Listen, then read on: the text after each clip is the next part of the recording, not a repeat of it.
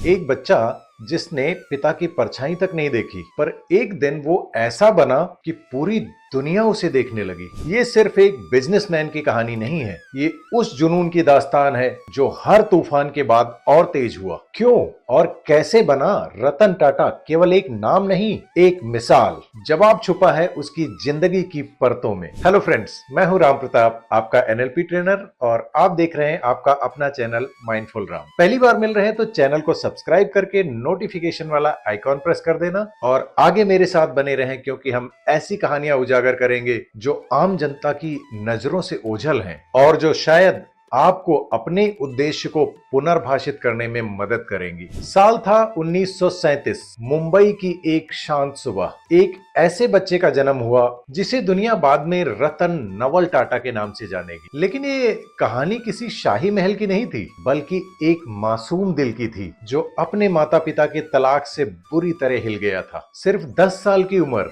जब ज्यादातर बच्चे खिलौनों से खेलते हैं, उस उम्र में रतन को खामोशी और अलगाव का असली मतलब समझ आया। उनके पापा नवल टाटा और माँ सुनी दोनों अलग हो गए। उस टूटन में एक बच्चे का क्या कसूर था, पर उसकी पूरी दुनिया बिखर गई। वो अपनी पूरी दुनिया खो बैठा। लेकिन वहीं से शुरू हुई एक नई दुनिया। एक बच्चा जिसने अपनी माँ की ममता को तरसते हुए अपनी दादी की गोद में सुकून पाया। लेडी नवाज बाई टाटा, उनकी दादी, जो खुद एक आयरन लेडी थी। उन्होंने रतन को सिर्फ पाला नहीं, वो संस्कार दिए, एक विचारधारा और एक गहराई दी। उन्होंने सिखाया कि रिश्ते खून से नहीं, कर्म और करुणा से बनते हैं। यही वो वक्त था जब रतन को असली परिवार का मतलब समझ आने लगा, और साथ ही समझ आई एक गहरी आत्मनिर्भरता। क्योंकि जो बच्चा अपनों के बीच अकेला हो जाए ना, वो खुद को ही अपना लेता है।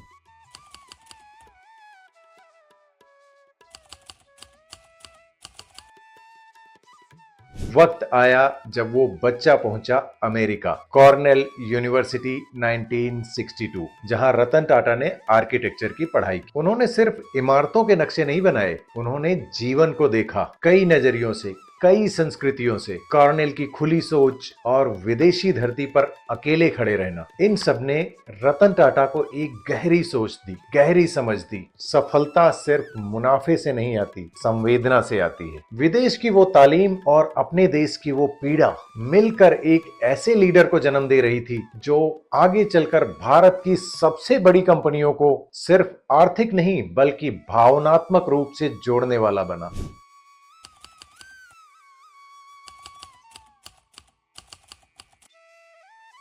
कॉर्नेल से लौटे रतन टाटा अब सिर्फ एक पढ़े लिखे नौजवान नहीं थे। उनके अंदर एक सपना था, ऊंचाइयों को छूने का सपना। और वो ऊंचाइयां बिजनेस की ऊंचाइयां नहीं थी, वो थी असल आसमान की ऊंचाइयां। बहुत कम लोग जानते हैं कि रतन टाटा एक पायलट थे। लाइसेंस था उनके पास पायलट, और उनका ये जुनून ना बचपन से ही था, प्लेन उड़ाने का। जहां एक और बच्चे खिलौनों से खेलते थे, वहीं रतन टाटा आसमान में उड़ते हुए जहाजों को देखकर अपना सपना बनाते थे, एक दिन मैं भी उड़ूंगा। और फिर आया वो ऐतिहासिक पल, साल 2007। एक गर्जन करता हुआ आसमान, और रतन टाटा बने भारत के पहले नागरिक जिन्होंने F-16 फाल्कन जैसे फाइटर जेट को उड़ाया। ये सिर्फ एक उड़ान नहीं थी, ये थी उनकी आत्मा की उड़ान, जिसने बचपन में कभी खुद को अकेला महसूस किया था। और आज वो आत्मा कह रही थी, मैं सिर्फ एक बिजनेसमैन नहीं, मैं एक ड्रीम चेंजर भी हूँ। उनकी ये उड़ान हमें सिखाती है,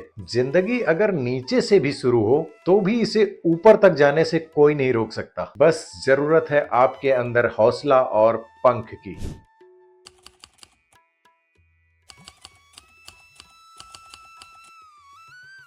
1991 वो ऐतिहासिक साल जब जेआरडी टाटा, एक दिग्गज, एक मार्गदर्शक, ने अपना विश्वास सौंपा रतन टाटा को, टाटा समूह के अध्यक्ष के पद की जिम्मेदारी के साथ। और उस दिन से शुरू हुआ एक नया अध्याय। रतन टाटा के नेतृत्व में टाटा समूह ने आसमान की नई ऊंचाइयां छूना शुरू किया और दुनिया के नक्शे पर अपनी छाप छोड़ी। सन 2000 टेटली टी, जब एक भारतीय कंपनी ने इंग्लैंड की शान को अपना बना लिया। 2004 डेवू मोटर्स, जब भारत का ट्रक कोरिया की सड़कों पर दौड़ने लगा। 2007 कोरस ग्रुप, ब्रिटेन की स्टील अब बनी भारत की ताकत। 2008 जैगुआर लैंड रोवर, जब एक भारतीय बिजनेस ने ब्रिटेन की लग्जरी को अपनाया। ये सिर्फ अधिग्रहण नहीं थे, ये उस सोच की जीत थी जो कहती है अगर तुम सच्चे हो तो दुनिया झुकती है।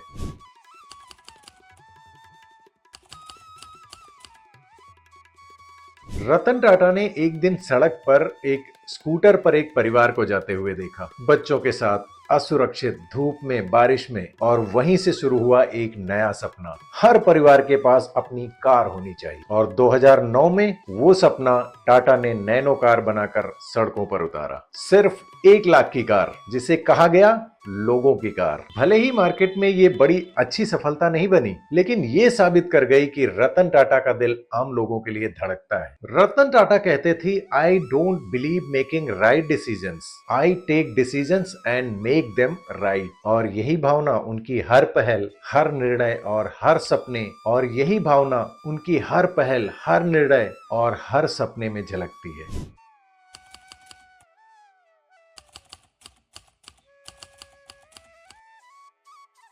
जब एक बुजुर्ग दिग्गज किसी युवा के कंधे पर हाथ रखता है तो सिर्फ आशीर्वाद नहीं देता, वो भविष्य को दिशा देता है। रतन टाटा ने सिर्फ बिजनेस नहीं बनाए, उन्होंने सपनों को पंख दिए। पेटीएम जब देश डिजिटल हुआ, ओला जब यात्रा को आसान बनाना था, जोमेटो जब भूख और टेक्निक ने हाथ मिलाया, हर जगह एक नाम था, रतन टाटा। इन स्टार्टअप्स में उन्होंने सिर्फ पैसा नहीं लगाया, उन्होंने अपना विश्वास लगाया। उनका मानना था, innovation is the key to India's future and I will stand beside those who dare to dream। जहां लोग रिस्क लेने से डरते थे, वहां रतन टाटा ने युवाओं के साथ कदम से कदम मिलाया, कभी चुपचाप गाइड बनकर तो कभी एक प्रेरक शक्ति बनकर। वो कहते थे, मैं लाभ के लिए निवेश नहीं करता, मैं जुनून में निवेश करता हूं। और आज यही जुनून देश के हर कोने में स्टार्टअप संस्कृति को जन्म दे रहा है।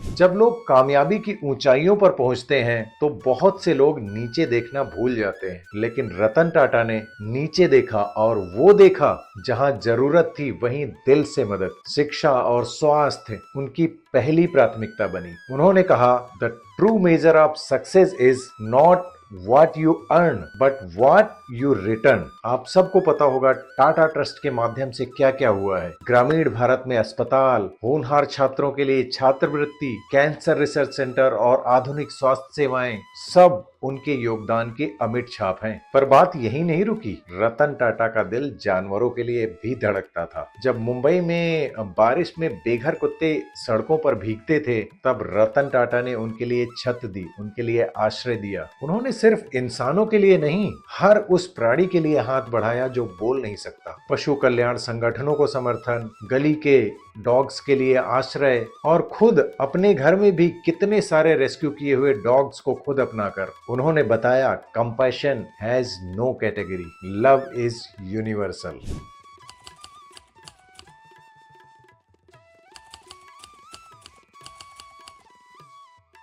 कहते हैं, सम्मान उसी को मिलता है जो निस्वार्थ होकर दुनिया को कुछ लौटाता है। और रतन टाटा, उन्होंने सम्मान की चाह में कभी कुछ किया ही नहीं, फिर भी सम्मान खुद उनके कदमों में आया। भारत सरकार ने 2000 में उन्हें पद्म भूषण दिया और फिर 2008 में पद्म विभूषण से नवाजा। ये सिर्फ पुरस्कार नहीं थे, ये देश की तरफ से एक धन्यवाद था उनके उस योगदान के लिए जो हर आम और हर खास भारतीय नागरिक के दिल को छू गया। लेकिन बात सिर्फ भारत तक सीमित नहीं रही। ब्रिटेन ने उन्हें 2014 में सम्मानित किया और फ्रांस ने भी 2016 में लेजेंड ऑफ ऑनर देकर उन्हें सम्मानित किया। ये बताता है कि जब एक सच्चा भारतीय दिल से काम करता है तो पूरी दुनिया उसके सम्मान में झुक जाती है। अब थोड़ी देर के लिए सब कुछ भूल जाइए, अपने मोबाइल स्क्रीन से भी नजरें हटा लीजिए, अपनी पीठ सीधी कीजिए और आंखें बंद कर लीजिए। एक गहरी सांस लें और खुद को उस ऊर्जा से जोड़िए जो दशकों से करोड़ों लोगों के लिए प्रेरणा बनी हुई है।